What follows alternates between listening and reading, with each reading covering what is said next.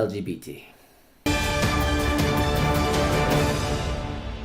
So a few days ago, in Malay Mail, George Clooney, Brunei boycott over gay death penalty, warning shot to Malaysia and Indonesia. So yeah, apparently because of the hotel's boycott that forced the Sultan of Brunei to back down from imposing the death penalty for homosexuality will serve as a warning for other countries considering this. US actor producer George Clooney said, "Ooh, George Clooney, oh my God, he's the voice of reason, right?" So, you seem enlightened. You seem to think that everything works out in your society. But there's one thing that you mispracticed here. I think number one, you do not understand that law. Number first, you just read the headlines and think like, oh my God, stoning, blah blah blah. Number two, you don't know the laws in Malaysia either. So Malaysia does not have any laws against homosexuality per se, right? But it does criminalize the act itself, the act of sexual, the deviantness of having this penetration and things like that in the penal code. So people like him, George Clooney and Ellen DeGeneres and Elton John try to virtue signal these things. But of course, it doesn't come without any critic, right? So this is from Los Angeles Times. And one of his biggest critics is Bill Maher. And he says, well, this really bothers me because it's tokenism, right? What about Saudi Arabia? If you really want to get back at them, stop driving and don't use their oil. It makes sense, right? And Saudi Arabia probably have a more extreme view of how they take into these laws. And so I'm not really too sure why you're just aiming at Indonesia and Brunei. Is it just because we're neighbors? Is that it? I don't know. People can smell it. The conservatives, writer Andrew Sullivan chimed in. It's just virtue signaling. Ah, yes. Look at me. I'm so great. That's what it is, right? So just because our value system is not exactly aligning to those in the States, it doesn't mean that you're much better, right? Let's have a look a little bit of what happens in America in terms of these things. And if you let these things run rampant, well, the idea is that you have the freedom, the sexual freedom to do whatever it is that you want. That's fine. But one of the things that's a stumbling rolling block is that once you allow, public homosexuality and things like this, then everyone thinks that they can be homosexual, and then suddenly people start to question things like, oh yeah, if I can love another man like this and this and this, and I can act upon my biological drives and not suppress it at all, then what's stopping me from saying like, ooh, I want to have, my biological drive is wanting to have sex with that child, for example, like incest or something like that.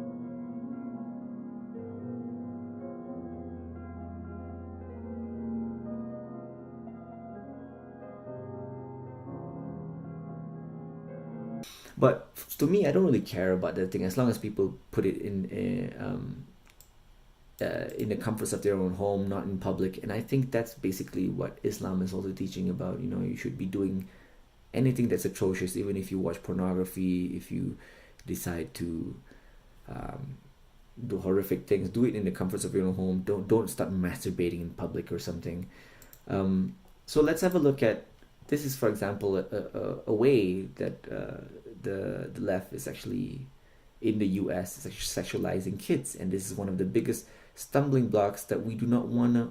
It's a Pandora box that we do not want to open, I guess. Let's have a look.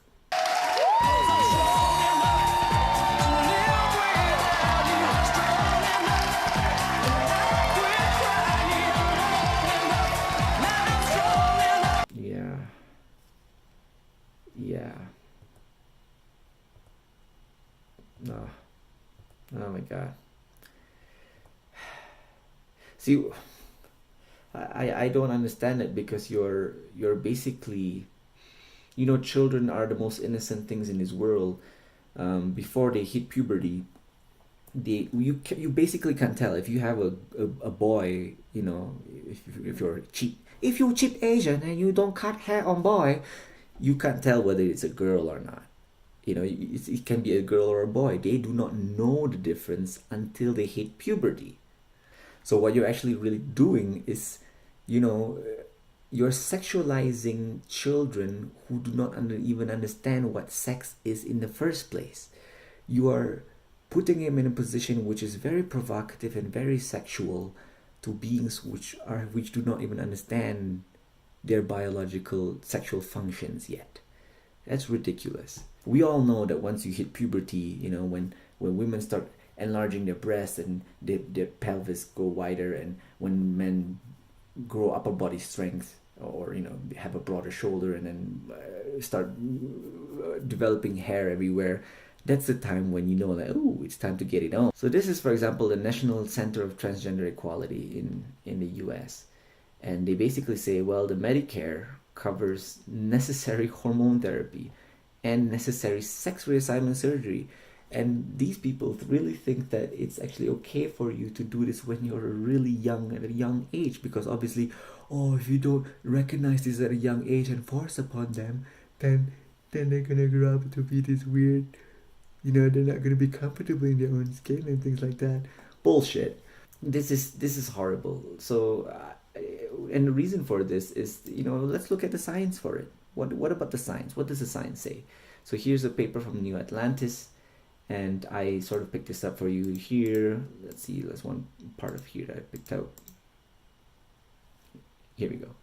In addition to the reasons to suspect that puberty suppressions may have side effects on physiological and psychological development, the evidence that something like normal puberty will resume for these patients after puberty suppressing drugs are removed is very weak. This is because there are virtually no published reports, even case studies, of adolescent withdrawing from puberty suppressing drugs and then resuming the normal pubertal development typical for their sex. Now, this means that, once you go on those hormone blockers, you're out. Like, you don't, for men, you don't have enough testosterone, your biological development is over stunted, and all these things, and you're just going to end up a horrible mess. Let's see another scientific paper here. Here we go. Special report: ethical issues raised by the treatment of gender variant prepubescent children. So one of the things I want to point out here is that, where was it? Here. On the subject of treating children, however, as the World Professional Association for Transgender Health notes, in their latest standards of care, gender dysphoria in childhood does not inevitably continue into adulthood. Again, gender dysphoria in childhood does not inevitably continue to childhood. Only 6 to 20% for boys, 12 to 27% for girls. That means 80 to 90% of boys and girls end up being okay if they leave it untreated, not with hormone blockers, especially not with sex reassignment surgery. And your free society is basically paying people to do it. And not only that, this is one part of the story where I don't think that you hear the story of what a proper transgender person is like. I mean, you always hear the story, I'm so glad I transitioned, I feel so much better now.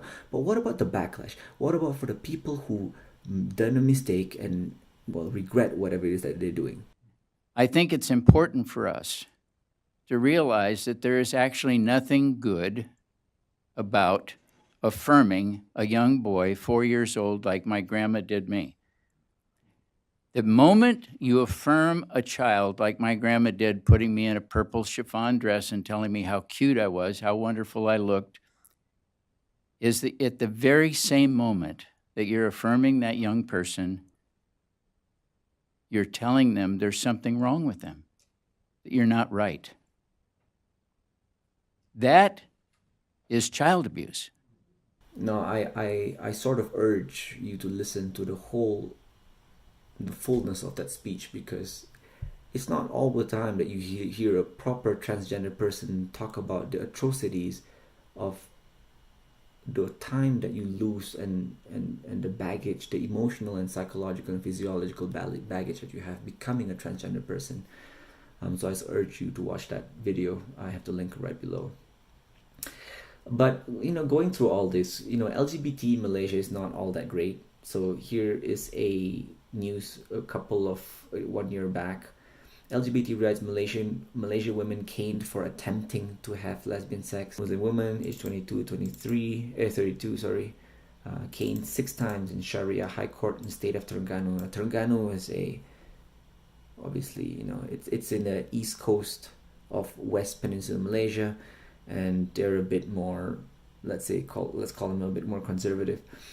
But even in that sense, I think this is already a little bit corrupted, because if you follow the teachings properly, man, there's something really wrong about this idea. First off, if you come forth and you confess, then you may get this kinds of punishment, capital punishment, stoning or lashing.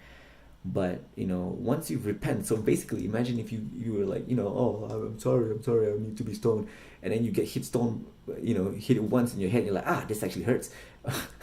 And you're like, my God, okay, stop, I'm leaving. You can actually leave if you want to. And this is a big eye opener for me, because then it just it's a popular misconception about what stoning actually means. And on the other hand, like, how did they actually prove that they were attempting to have lesbian sex? You need to have actually a proper evidence of that thing happening, and not only, and the evidence is really almost impossible to do. Most scholars agree to this. You need to have 4 witnesses, and you need to see exactly where the penetration happened. That means if you see 2 people under the sheets completely naked, but you did not see the penetration, it's not enough. And even if you see it, even if there wasn't any sheet, let's say they were having sex on a kitchen table or something, and you saw them, you still need at least 3 more accounts of witnesses to know that it is actually adultery or whatever it is. So I do not know how they. This is also another question for me. How do lesbians? Unless they're scissors, I just can't shake this fantasy. That's a bit. Look, this is pretty recent. Brunei won't enforce the death by stoning law for gay sex, right? And he basically says this. He's like, he's upholding Sharia law to hopefully a group of people in Brunei who are in a state of mind and intellectual enough to understand the implications of this law. So I am aware that there are many questions and misperceptions with regard to the implementation of the Sharia penal code order. We are conscious of the fact that misperceptions may cause apprehension, the Sultan's statement. However, we believe that once these have been cleared, the merit of the law will be evident. Yeah, so he just basically extended the moratorium, so he delayed the whole thing. See, inevitably, the idea that Muslims are trying to push this out is so that we do not end up in a downward spiral where, Pandora, you don't want to open up the Pandora's box of really horrific things like, when it comes to abortions, like, is it killing when you're doing a conception? Is it 20 weeks? Is it, now people are even pushing for like, even if it's already outside the womb and have a heartbeat, you can still kill it. That's ridiculous. Ask yourself this question: how many gay people are actually stoned to death? What are the statistics? Instead of just causing a hoorah, how many people are actually killed in Brunei for being gay? And compare that, for example, to how many babies have been killed in the US because of your freedom, evident in history to cause the end of time. So I think that's what our prophet basically said, like when men are starting to marry men and women are starting to marry women, that's the end of times right there. I began all of my studies, my book Sexual Personae began as a dissertation at Yale graduate school on androgyny. I've always been fascinated, attracted, to the subject of androgyny, and that's what sexual personae is. I explored it in history, but the more I explored it, I realized that that historically the movement toward androgyny occurs in late phases of culture. Okay, as a civilization is starting to unravel. Okay, and that you can find it again and again and again through history in the Greek art. Okay, you can see it happening. All of a sudden, okay, there's a kind of there's the sculptures of handsome nude young men athletes that used to be very robust. Okay, in the archaic period, suddenly began to seem like wet noodles. Okay, toward the end. Okay, and that the people who live in such periods, a late phase of culture, whether it's the Hellenistic era, whether it's the Roman Empire, whether it's the Mauve decade of Oscar Wilde in the 1890s, whether it's Weimar Germany, people who live at such times, okay, feel that they're very sophisticated, they're very cosmopolitan, okay,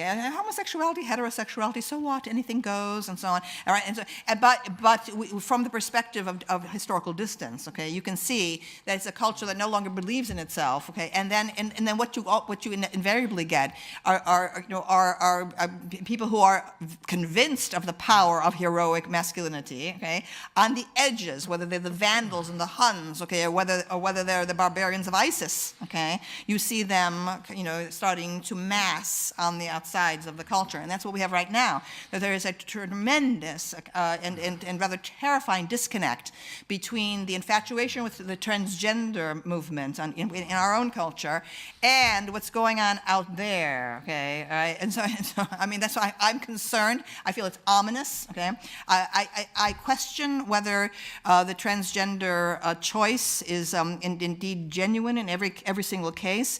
But what concerns me is when well-meaning adults, believe that they're helping people by making it easier some permanent change in the body from which there is no going back. And there you have it. Like, I don't know what else to say. Like, it might sound horrific, right?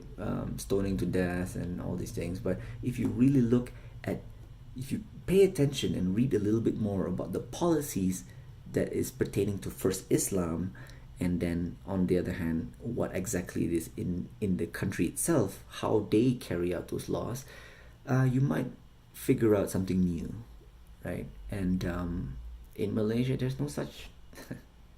We don't punish homosexuality. All our celebrities are homosexuals almost. We're borders to Thailand. We have been dealing with transgenders for a lot longer than you have. Anyway, this is my rant. If you like this video, please hit subscribe and notification bell. Then you get a little ding-a-ling-a-ling, and you get, oh my god, there's a new graph video. Oh, this is great. I love it. But if you agree with me or don't agree with me, leave a comment below and see if let's have a discussion about this, especially you Malaysians. Okay, peace.